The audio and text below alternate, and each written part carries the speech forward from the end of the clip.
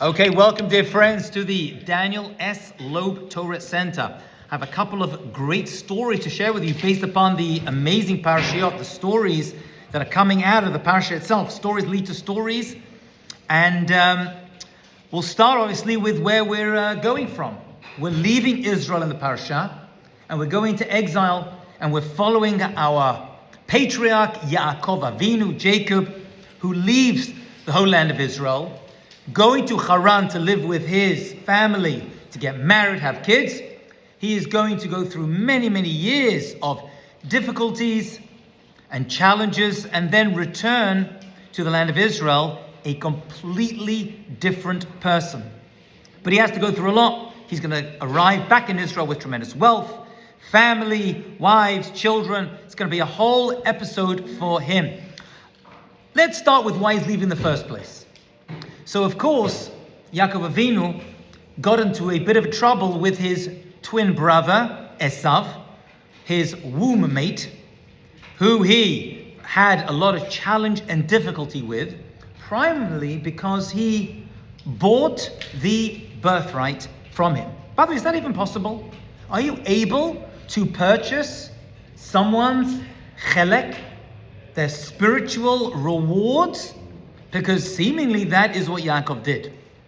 When he bought the birthright from Esav for a bowl of lentils, red lentils. This is what he gave it all away for a bowl of beans.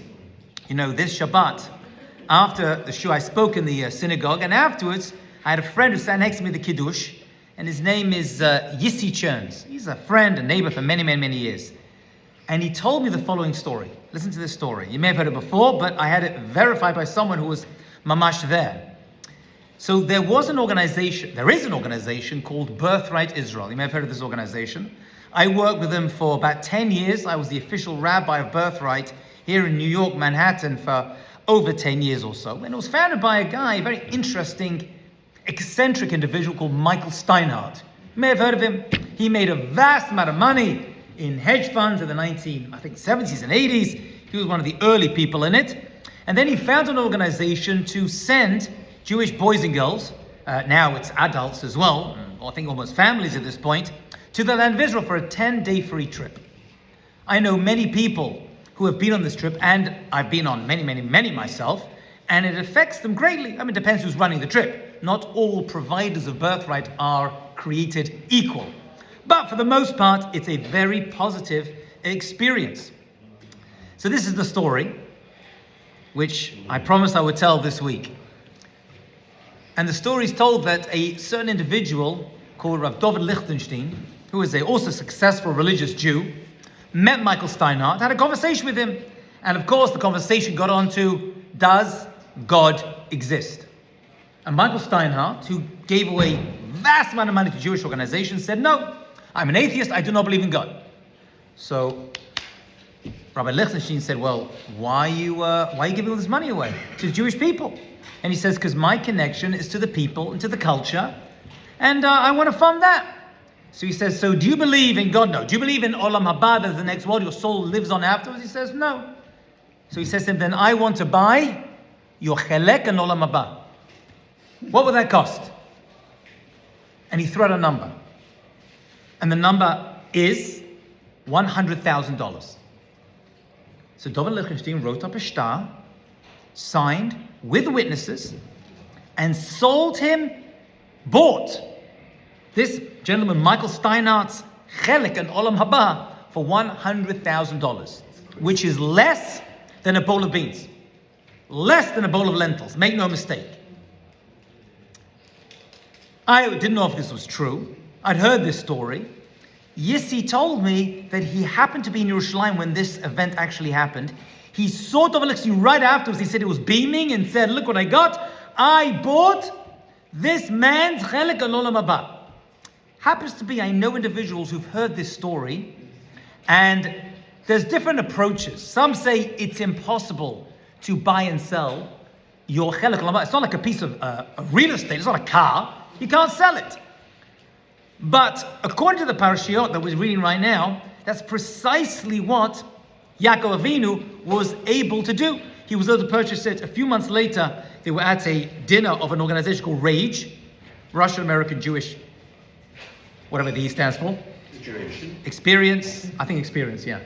They do Russian Kiruv, a wonderful organization. Rabbi Bragimov from this synagogue used to work for them. He said at the dinner, Michael Steinhardt was being honored. He spoke and he actually pointed at Dov Lichtenstein, who was in the audience, and said, he bought my Chelek Olam Haba. People laughed. Some people were so upset.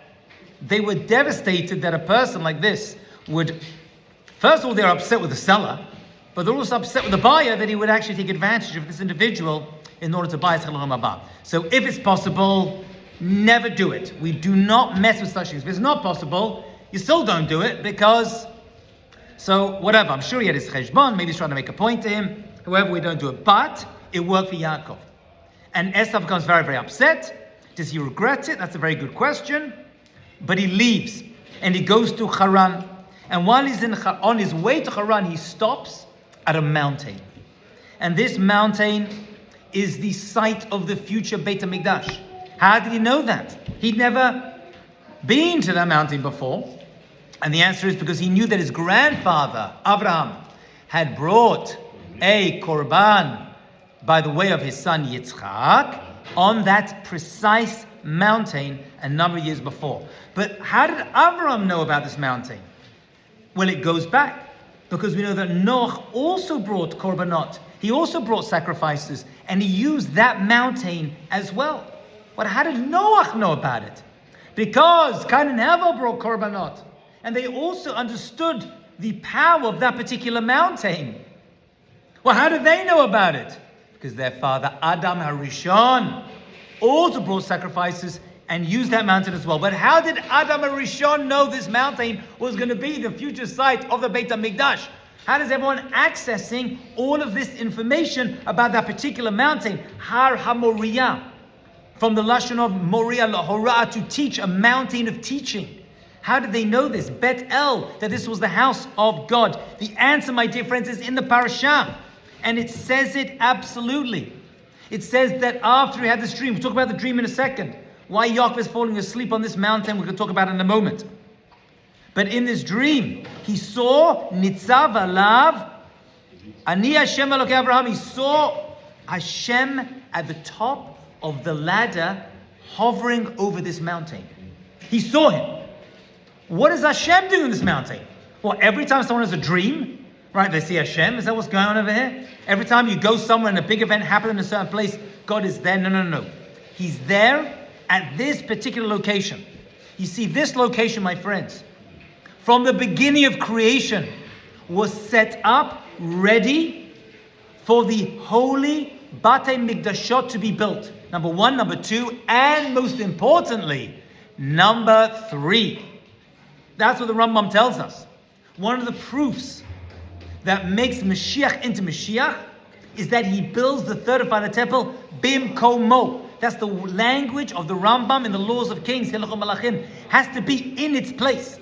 That means exactly and precisely on this mountain, knowing where to put the altar, knowing where to put the menorah, and the Aron, everything needs to be exactly in the right, precise location.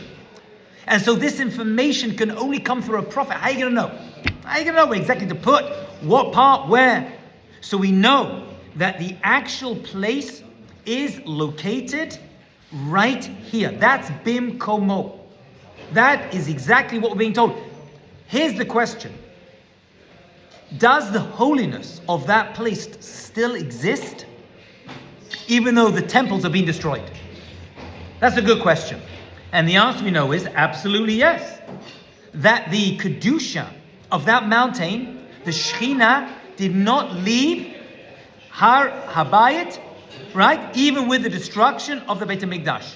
The Kedusha, the holiness, is always there. Lo Zaza, it never left. So we know that the Kedusha is always there, awaiting the third and final temple. But we're saying something even crazier. The Kedusha, the holiness of that place, actually existed even before. Meaning, and this is the punchline, that God rests his presence on this mountain in anticipation of the future temples that are going to be built over there. And that, says Yaakov, that's the great revelation. That's why he arrived at that place and he fell asleep and he wasn't perturbed. But then he woke up and he says, oh my goodness, why did I fall asleep in this holy place? What changed? What was the transition from before he fell asleep? Dad fell asleep, saying, oh, I can't fall asleep over here. Then don't fall asleep. He hadn't slept for 14 years. He was studying in yeshiva. Didn't get a full night's sleep for 14 years while he was preparing yeshiva for his exodus from the land of Israel. So what revelation was revealed to him at that moment? That God was there. That this was the holy because Hashem Shekhinah was already there in anticipation of his descendants coming to build the first, second, and God willing, third Beit HaMikdash. That's what happened. Why didn't you see it before, right away? Oh, he never saw Hashem because it came in a chalom. He needed to have the dream, which was a prophetic vision. While he was sleeping, he saw Hashem was there and realized, oh my goodness, this is the gateway to heaven. He didn't know that. He just felt it was a great place where his grandfather did something and korbanot were brought. So he wanted to connect to his ancestors' activities. He was not aware that this place, until this dream, until this vision that came to him, we'll talk about right now, came to him and revealed this information to him. So he saw it in the dream, because a dream is the 60th of prophecy. So in that dream, that prophetic vision, that chalom, and the word chalom, by the way, dream, is related to another Hebrew word, which is chalon, which is a window. Because a dream, prophecy, is a window to the soul, and to some people, a window to the future. So what did he see in this dream? He saw a sulam, he saw a ladder, and it went from the earth to Shemayim. Yaakov was privy to this dream because only his descendants are going to be the ones who are going to be able to connect Shemayim va'aretz, heavens and earth. I will point out that I read recently, and I didn't make the calculation yet, but I'm sure you can, that the word sulam has the same gematria numerical value as mammon. Someone could just put that into the calculator to figure it out. Sulam, ladder, is the same as mammon, money. Why would that be? Because the ladder connects Shemayim va'aretz. Money has the same power. And Yaakov is about to leave Israel. He's about to lose money, and then he's going to make a vast amount of money in Chutz La'aretz, which he's going to bring back to the land of Israel, which we mentioned before. It's going to be the Jewish people's job at the end of days, to make money in Chutz La'aretz and to bring it back to build up the land of Israel before, during, and after Mashiach's arrival. That is our job. We're following the same pattern. We mentioned this before. And so he is seeing the sulam. Why a ladder? Because ladders are hard to jump up, right? Most people have to work their way up. I mean, even in English they say, right? The ladder of money, right? You've got to work up the ladder. But very quickly a person, lo aleinu, can fall down as well. So he's being warned that he's going to make money.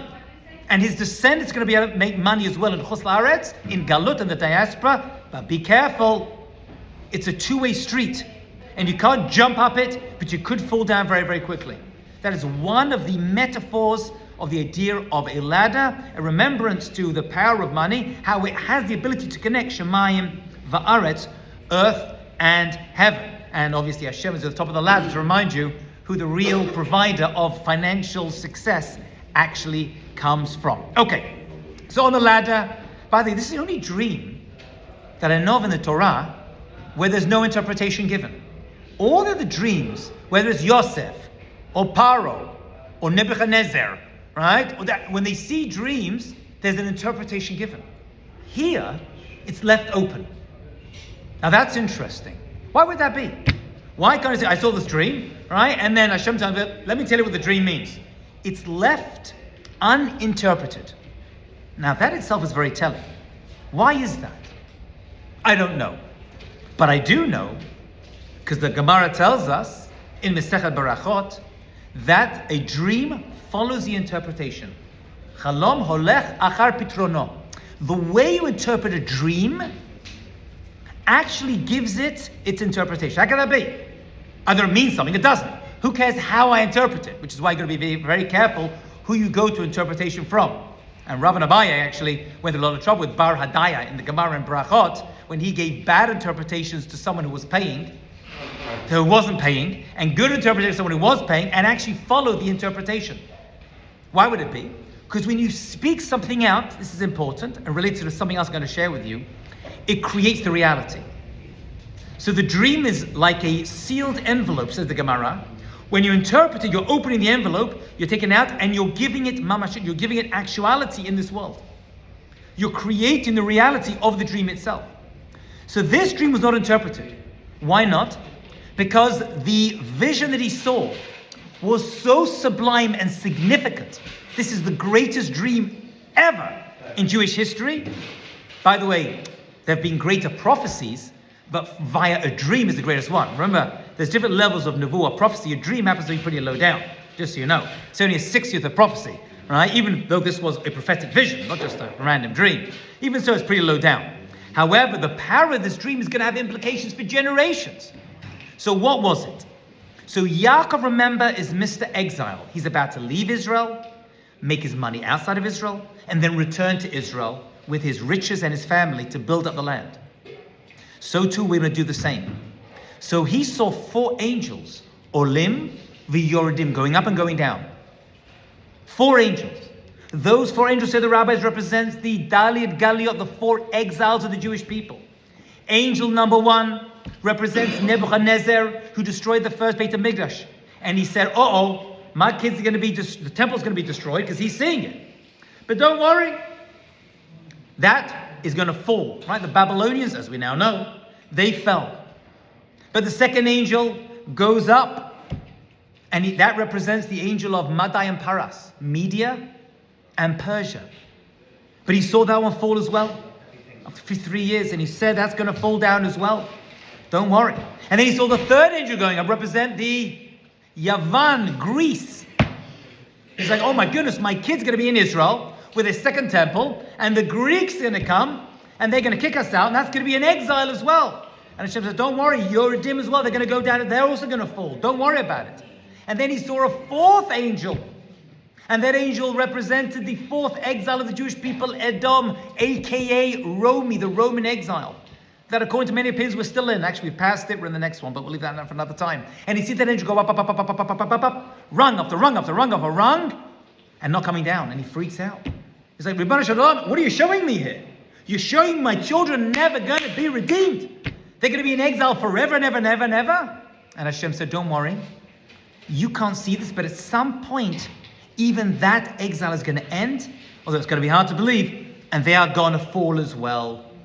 And Yaakov was privy to the final date of Mashiach's arrival at this point, but he was not allowed to reveal that information to his kids. That was satum, that was closed off from him, and he wasn't allowed to reveal it. Maybe, my friends, that's why this was not given an interpretation explicitly. Because there is no interpretation, because it's up to us when Mashiach can come. It's left open. It's a blank check. It's up to us when we're able to, and how we can shorten that final exile. And so if you interpret it, that's what's going to come.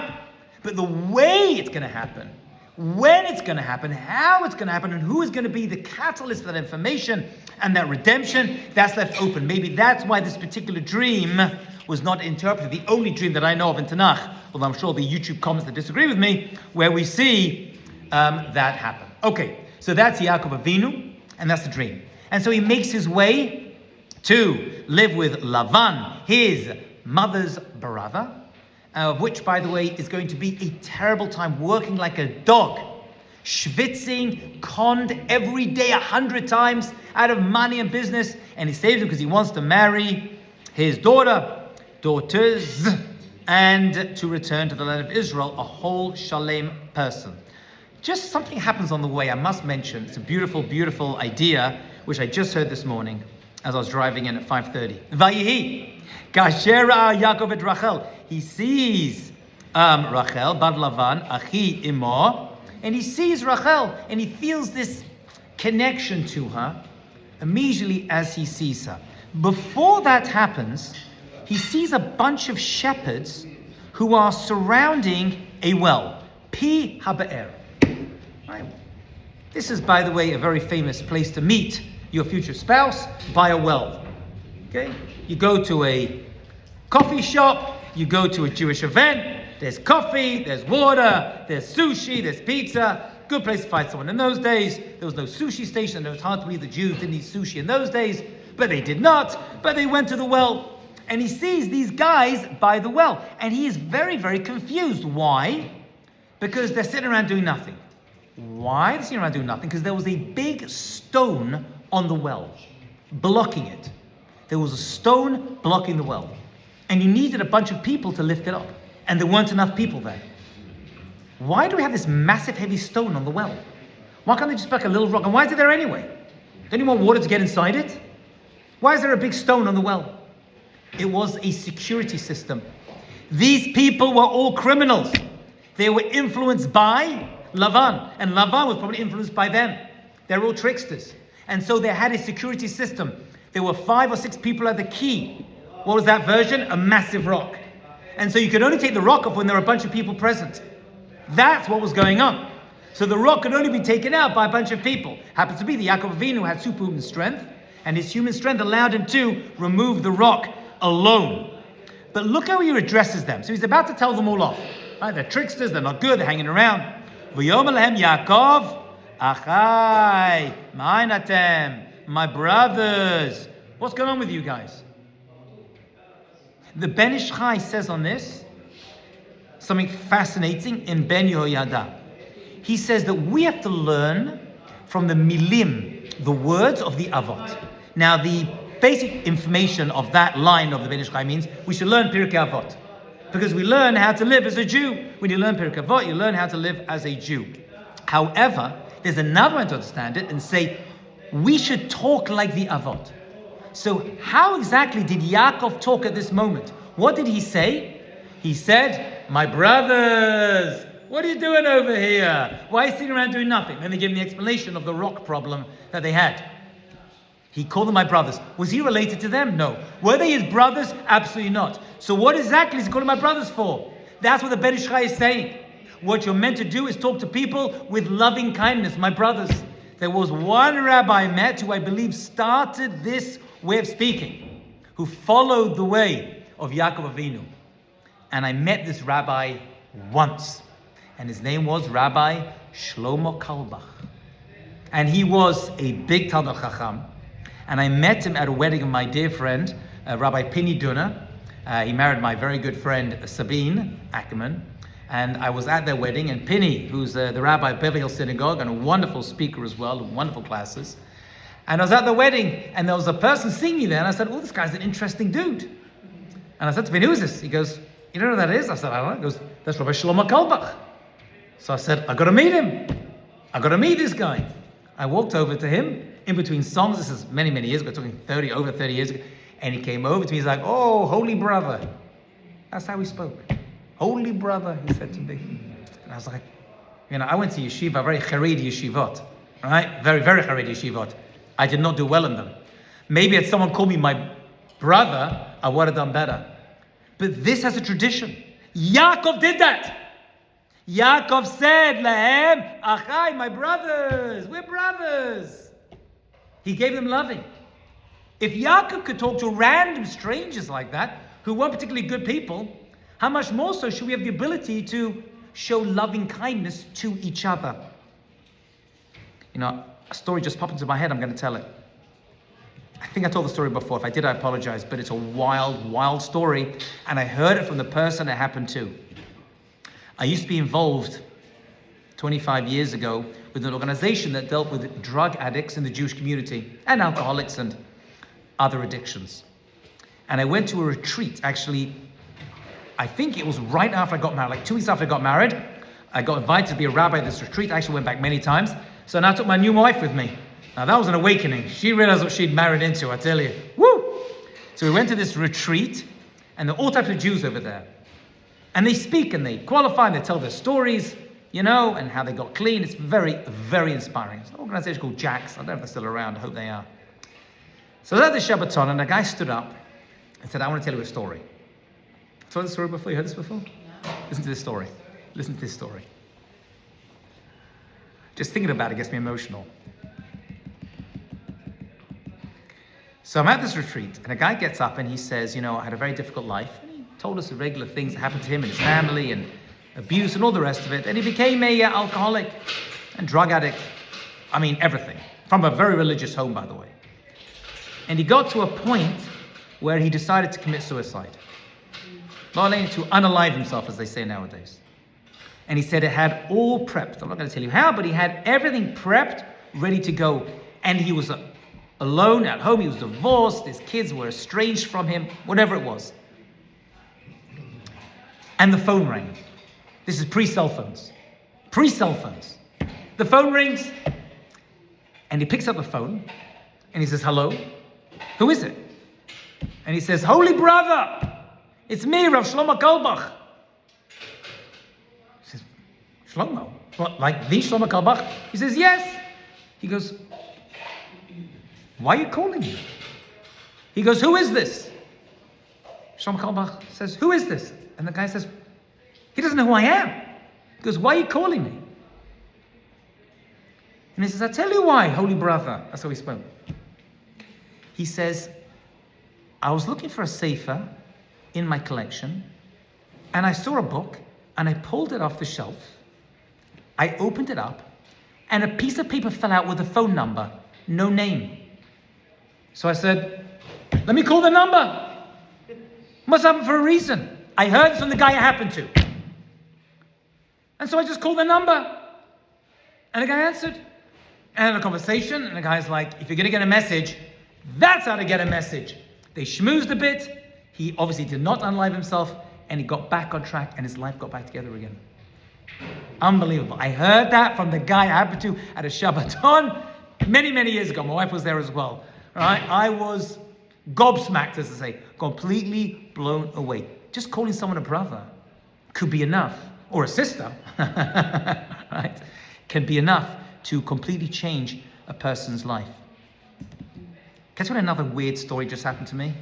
Sorry, a lot of weird stories today, but this just happened to me, and I spoke about it in my synagogue on Shabbat. I had to speak in my synagogue on Shabbat. Okay, this is not so related, but when weird things happen to me, I have to tell them over because I feel like someone's going to hear them. So I haven't said this on camera yet, so I want to just mention the story. It's a weird story, so I want to apologize in advance, and it may trigger some people as well, but that's my job as a rabbi.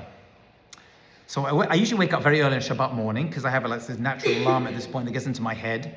So I usually wake up 5:30, 6 o'clock, and I read. It's perfect. There's no phone. My kids are way asleep, so I get to sit with my coffee right before the synagogue, and I had to prepare for the drasha anyway. So something very strange happened. I'm reading through the parasha, and it talks about all of the birth problems of the Ima'ot. Sarah had trouble having kids. Rivka had trouble having kids. We're going to see that Rachel's going to have having trouble kids. This is a theme that runs through these parashiyot. And I just happened to read that.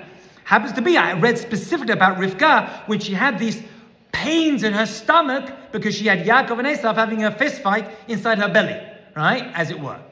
So I just happened to read this. This happened, I'm telling you. I get up from my chair, and I go to the living room, and I see there's a door open. And the door in my living room, you'll come and see one day, those come to my home. I have a closet that's full of tons of books, like dozens, and they're all completely jumbled up. So this door is always closed because it's a complete mess, and I never go to these books. I never go to, because that's the stuff like, I got enough to read, you know what I'm saying? But the door was open. I don't know why. I open it up, and I just look through, and it's a jumble. But there's one book which kind of stands out to me, stories from the Gemara, one of these books. I said, oh, I haven't seen that in years. I pull it off the shelf. I promise you this happened to me. I pull it off the shelf. I sit down and open up, and there's a piece of paper inside. There's a piece of paper inside. On Shabbat. Wasn't a phone number. I pulled out this piece of paper. I'm like, what's this piece of paper? So the piece of paper in the book are not related in terms of themes, but the piece of paper is what I put in that book because I'd been to Kever Rachel, right? Rachel Ameinu, right? Many, many years before. Maybe there's a reason why I came out this parashiyot. And as I walked in, I remember there's this table of some Hasidic guy who works at Kever Rachel, and he's handing out red strings. And he has pieces of paper, and he says, Kach, take. I said, nah, I'm not interested. I don't want to take stuff from people. And it's a piece of paper, and I just took it. I never thought about it, and I put it into this book, which had been given to me by a rabbi, friend of mine, Rabbi Bernstein, in Israel. So I put it in the book, which I happen to have with me for some reason. And this book ended up on my shelf. I'd been through it a couple of times, and then I put it on my shelf. What was on this piece of paper? I'm not going to tell you. Yes, I am. So on this piece of paper was 20 Makorot sources for why a person should wear a red string and why it's a big segula. Here come the comments. I'm just telling you what it says. And on this piece of paper, and I have it, I have a photo if you want to see it, are sources for the tradition. These sources come from, I don't know all of them, but I recognize some of them. These are Hasidic for sure, and Kabbalistic sources that discuss the power of wearing a red bintel, as it calls on the thing, a chut, a string, either wearing it or carrying it with you or putting it on your child's, it's all in Hebrew, agala, stroller, or on their mitah, in their bed, neged ayin hara. But not any string, not any shmigegi, or you can't go to Michael's and buy yourself like a piece of string, put it on. It's got to be from kever Rachel. That's what the sources say. Tell you what it says. Don't shoot the messenger. And it is, I can't figure out precisely which way it works. It's either carried around kever Rachel, or you actually wrap the string itself around the kever of Rachel. You say, it is that. And you say Tehillim, you say prayers over it, and red definitely is the theme over here. Right? Red is definitely a theme. We know that there was red at Hashem. We know that red does come up, but red generally is the color of din, judgment. So somehow these Kabbalists say, don't ask me, this is above my pay grade, you are sweetening the judgment by taking this piece of thing that you prayed over and putting it on your wrist or near your baby. By the way, I have seen non-Kabbalistic sources, and this is definitely accepted throughout the Jewish world, of wearing rubies while you're pregnant. The stone, a ruby, a red stone, while you're pregnant, neged ayin hara, that for sure has a makor. That's more mainstream. Right? I saw that in a Feldheim book. When I say it's Feldheim and Art-Scroll, they're not messing around. They don't want to mess around with this stuff. I'm telling you what I saw. I read it. I have 20 or so sources that say it is a legitimate minhag custom, right, which is ancient. I spoke to someone after on Shabbat, and he said to me, he spoke to Rav Kamenetsky, I believe, and maybe it's Rav Hambach. One Gadol said, we don't know the reasons for these, but if our foremothers had these traditions, and it was passed down, mother to daughter, we should not belittle them, no matter how weird it sounds. Which reminds me of something else which was weird. I was talking in class at YU, and I said, Eliyahu Navi comes to your Pesach Seder. It came up when I give a class on the Chagim. So some girl says, oh, you know what? My mother puts out a plate for Elijah the prophet every single Shabbat. My inclination was to laugh. But don't do that. Don't do that. You don't know where these sources come from. You don't know where the traditions come from. And it's very quick to just poo-poo all these traditions. What is the ridiculousness? No such tradition. But maybe in her family, maybe Eliyahu Navi turned up in her family 2, 3, 4, 5 generations before. It got handed down mother to daughter, right? And saying, at your table, put out a plate for Eliyahu Navi. So don't belittle other people, no matter how weird these things sound. As long as they don't fly in the face, right, of halacha or minhag and become avodah zarah, right? That you've got to be careful for. That already you can't do. But if there's a tradition to do it, some people put a bit of matzah above their door, right?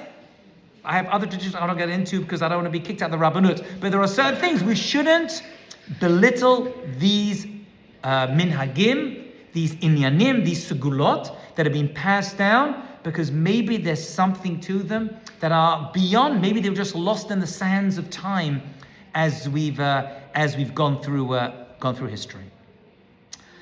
One last idea, if you don't mind. So Lavan tricks Yaakov, not only in business, but also in marriage. Because we know that Lavan had 2 daughters, who by the way were probably twin daughters. They were also womb mates. And we know that Yitzchak had twin boys. So it's meant to be twin girls or twin boys. Older for older, younger for younger. Esav opts out of marrying Leah. He marries out of the family, so he's gone. So Yaakov is left with marrying two sisters, which itself is problematic, but this was before the Torah was given. So at this point they were allowed to be married. However, they're buried separately, so it wouldn't be an embarrassment for him when you turn up and he's married to two sisters, which you're not allowed to do while one sister is still alive. So fine. So that's what Yaakov ends up doing. And Rachel very kindly gives Leah her code. Yaakov suspected that Lavan would be a trickster, suspected that he would be duped, and so he says, Rachel, here's your little code that I want you. I don't know what the code is actually. Maybe someone does know. But this is the code, and just to make sure I'm marrying you and I'm not being duped with your twin sister Leah, this is the code. So Rachel doesn't want to bury her sister, realize that this is embarrassing her sister, is worse than her not marrying the love of her life, and she gives over the code to her sister. It's a big deal. Her older sister. It's a big deal. Gives it over. Yaakov ends up marrying her. Now, in order to do this, he's got to work for 7 years. That was the agreement that he made with Lavan. 7 years he's got to work for this disgusting individual in order to marry his daughter. What's interesting is the way these 7 years are described. Listen to the language over here. V'yavod Yaakov b'Rachel. Yaakov works for Rachel 7 shanim, for 7 years. V'yu be'enav keyamim achadim. It seemed to him like a short amount of time, ba'avato, because he was mad in love with her. Now, how do you say a short amount of time in Hebrew? Yamim, shanim, muatim, ma'at. I guess that would be the way you would say a short amount of time, right? Muatim. It says achadim. It's a very unusual language. What is achadim? Achadim means 1, 1, 1, 1, 1. He divided up these 7 years, not into years, not into months, but into days. Just like they say in the addictions community, but it applies to all of us. I take it 1 day at a time. That's how he survived these 7 years. He didn't say, oh my God, 7 years working with this criminal, right? And that's what I'm going to do. And in the end, I'm going to probably get tricked anyway. He said, I'm going to take every single one of these days 1 day at a time, no matter what the challenge is, whether it's a financial challenge, whether you're waiting for your shidduch, whether you're waiting to have a baby, whether you're waiting for Baranasa. All right, these are difficult. It may take weeks, months, years. We don't know what Hashem's plan is. You don't know what your mazal is. But there's one way to deal with it. Yaakov is teaching us. This is the recipe for success. Take it 1 day at a time. Don't jump too far forward. It's going to hold you back. It's going to push away your emunah, your faith in Hashem. You've got to take every day as its own day. And that's why Hashem created days. God created days. He broke the year down into 365. He broke the month down into 30. He breaks it down into days because 1 day I can handle. I can handle working on today. Tomorrow, I can't even think about it. It's too much. That's how he did it. He used his love in order to do that. We do the same thing with the love for Hashem. When we love Hashem, no matter what the challenge is, lo aleinu, we're able to say, I'm going to take it 1 day at a time. Because tomorrow is a completely different day and the story may be different by then. Have a great day.